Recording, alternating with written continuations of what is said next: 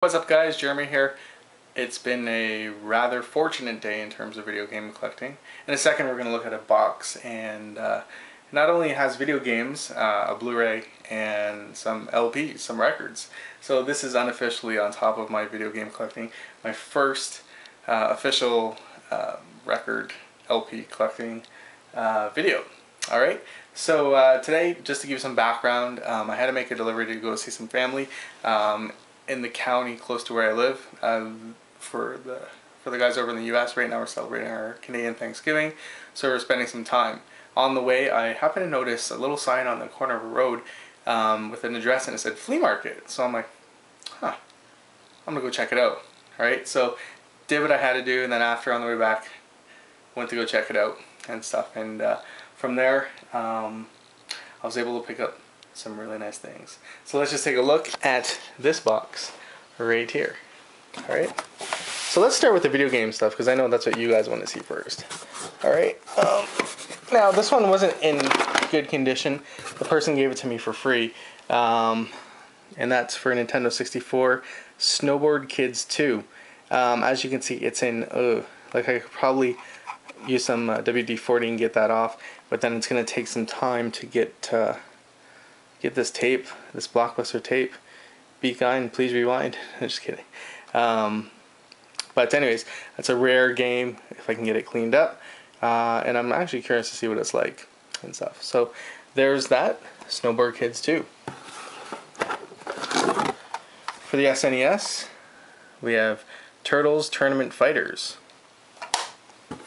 Oh, and by the way, this entire box I'm showing you cost 80 bucks. So it'll get better. Oh, sorry, just trying to get it there. It's Super Mario World again. Number 2, Yoshi's Island.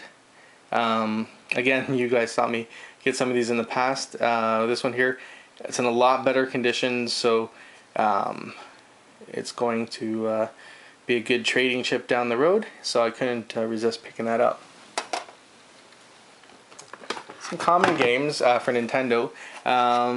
Just DuckTales number 1 and Donkey Kong Classics, and it has the instructions. Put all of that over there. For PlayStation 2, this will probably be a gift actually, but it's Dragon Ball Budokai Tenkaichi number 2. Obviously it's complete in great condition, there's no scratches on that. And that was excellent. Now, next one, there's the guide there for Legend of Zelda, Majora's Mask. So that can only be completed with a complete in-box Legend of Zelda Majora's Mask. Right? Obviously, everything's in there. The instructions are right there. Actually, the instructions, this book right here that my thumb's on, is in mint condition, and it's the I don't want to speed dirt. That was right here. Open that. That's the gold cartridge, obviously. Alright, so finding that with the player's guide, that's awesome. I'm really excited to get that and just store that away. Alright. Oh. Another thing for the Nintendo DS, new Super Mario Brothers. Alright, again, great condition. Not that you can really mess up a DS game, but the instructions are under the marketing materials there, and the game's there. The next thing, some of you are gonna hate me. Nintendo GameCube Phantasy Star Online, episode 1 and 2, and that is complete, and that's a flawless disc. There's no scratches whatsoever on that disc. So that was a find for sure. Right here, I'm not going to take it out, but this is for Nintendo 64. It's a case. It's actually supposed to lie down flat, but this is where you store your cartridges. I'm actually going to get some cartridges and start my relatives off in Grand Rapids, Michigan with a awesome multi-faceted video game gift. But I'm going to load this up as Nintendo 64 cartridges for them. Hopefully they don't watch this, because they're going to be like, oh man, I can't wait. So now Atari Leaf might be a little bit mad when he sees this. I saw this and I was like, really? So 1984, Parker Brothers, I believe. It's a Mr. Do's Castle for the Atari 2600. It is in fantastic condition. The lighting there is probably just due to my room here with I'm on my bed here, but it's in fantastic condition. I think this is one of the more rarer games, probably a rarity of at least 5, maybe 6, maybe even 7. I'll have to check Atari Guide later and stuff, but when I saw this, it was kind of just sitting off, kind of like under a book, and I was like, Atari game, and I went like this, and I'm like, whoa. So I put that in the box, and I was on my way. Now, getting into Blu-rays, this was only a couple bucks and stuff, so I'm going to put this in with a present at Christmas. Again, it's brand new, but it's Spider-Man 3. Looking for superhero videos for my relatives, my godson in Grand Rapids. So this is, for his age, it's pretty age appropriate, and he's in a superhero, so that he should like that. Alright, so now we're going to look at the records. I'm not sure how I got into it recently, but I think I mentioned to you guys that I was, in one of my last videos, I was going to help out kind of at a thrift store behind the scenes and see if I could find any records.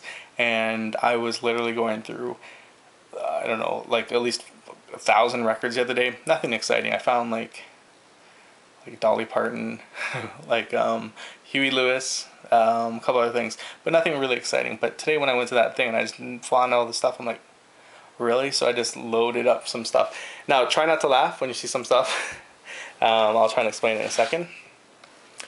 When I saw this, I just had to throw it in the box. All right, Michael Jackson's Thriller. All right, there's no scratches on the LP.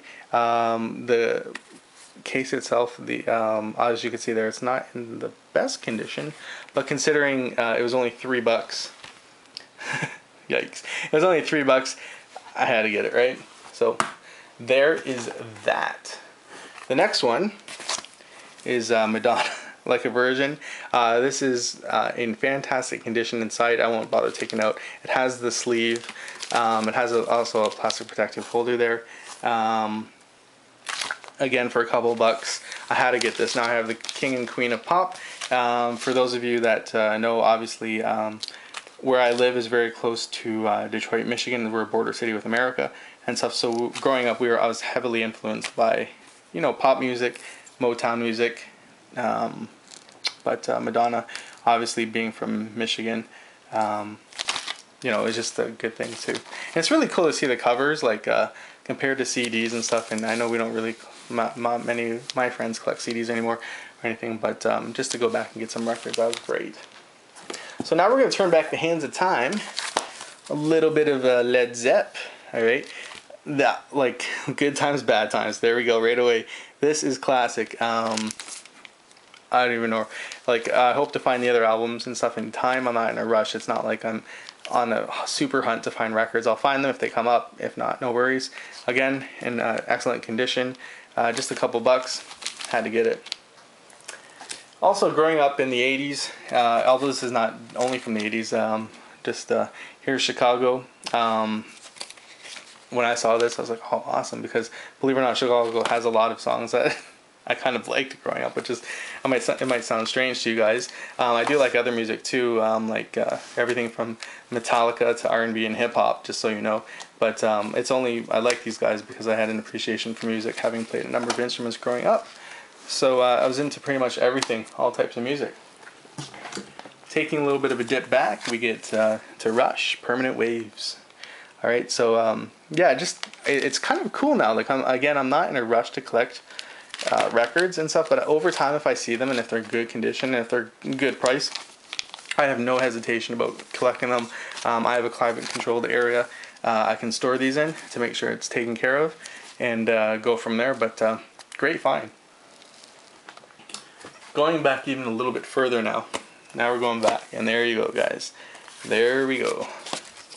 Right to the Beatles, 67 to 70. All right, when I saw this, again, I don't know, like, I would assume that some of these are worth money and stuff, but the person was just trying to clear out records. So I was just like, oh, okay, I'll take that and stuff. And again, my focus on my money was to spend it on video games. So I wasn't really, I could have gotten more records, but I wanted to put more money into video games. So yeah, I ended up going with that stuff. And finally, and this was a German import. The record's in great condition. The actual sleeve that it's in is not, though, however, but it is intact and you can store a record in it. It's the Beatles' greatest, alright?